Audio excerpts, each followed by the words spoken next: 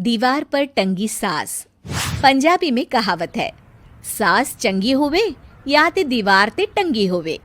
संगीता की शादी भी एक ऐसे ही घर में होती है जहां उसकी सास दीवार पर टंगी होती है।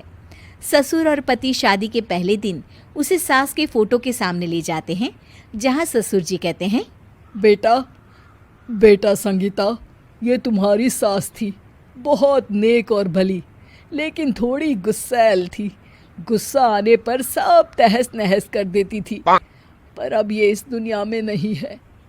हाँ संगीता, माँ होती तो तुम इनकी कोई बात टाल नहीं सकती थी, वरना तो माँ घर में भूचाल ले आती। संगीता मन में खुश होती है कि अच्छा है कि ऐसी औरत अब इस घर में नहीं है, लेकिन दिखावे के लिए वो जैसे ही सास की फोटो के सामने हाथ जोड़कर खड़ी होती है, ये क्या? सास उसे देखकर मुस्कुराने लगी।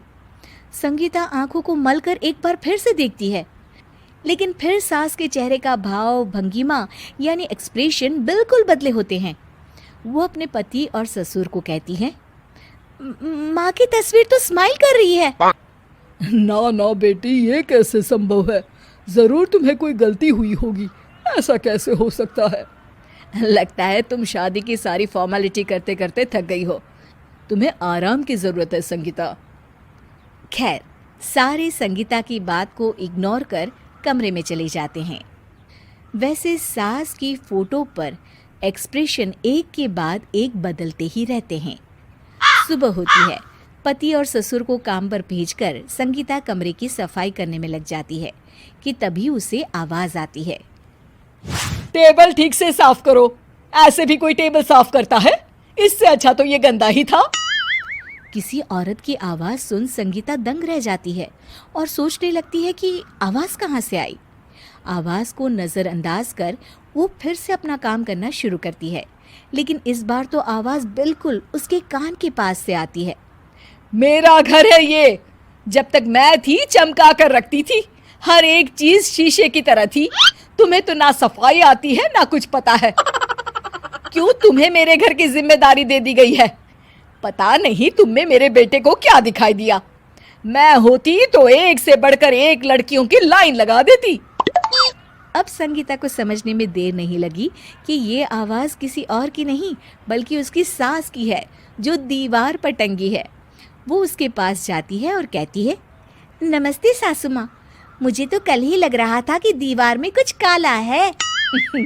वो दीवार नहीं, दाल होती है पगली। सही पकड़े हैं सासू माँ। तो क्या हो गया आपको जो आप यहाँ भी चैन से नहीं बैठी हैं? सुना मैंने आपका व्यवहार काफी गुस्से वाला था। चुप रह तू, ज्यादा बकर बकर ना कर। घर का काम करना तो आता नहीं, आई है मुझसे बहस करने। हाँ देखिए सासू माँ, मैं आपसे साफ साफ कह देती हूँ, मुझसे पंगा लेने की कोशिश मत करिएगा। तभी पीछे से संगीता का पति आता है। अरे संगीता, किससे बात कर रही हो? कौन है वहाँ? संगीता की सास की फोटो फिर से पहले जैसी हो जाती है। आपकी माँ से कह रही थी कि मुझे काम करना आता। अरे संगीता, माना सास के ताने हर बहू को अच्छे लगते हैं, लेकिन यहाँ तो माँ है ही नहीं, तुम तो फोटो से ही। तुम भी लाजवाब हो संगीता। किसी को विश्वास नहीं होता कि संगीता अपनी मरी हुई सास की फोटो से बात करती है। वहीं आए दिन संगीता की सास संगीता को किसी न किसी बात पर आते जाते ताने देती। संगीता को भी अब सास के तानों और उनसे बात करने की आदत हो गई। वो कभी खानदान की कहानी तो कभी तीज त्योहार कैसे मनाए या किसी व्यंजन की रेसिपी सास से ही पूछती। सारा दिन घर में अकेली संगीता की सास अब उसके लिए तानों के साथ पक्की साथी की तरह भी रहने लगी थी, जो किसी और को नहीं बल्कि संगीता को ही सुनाई देती।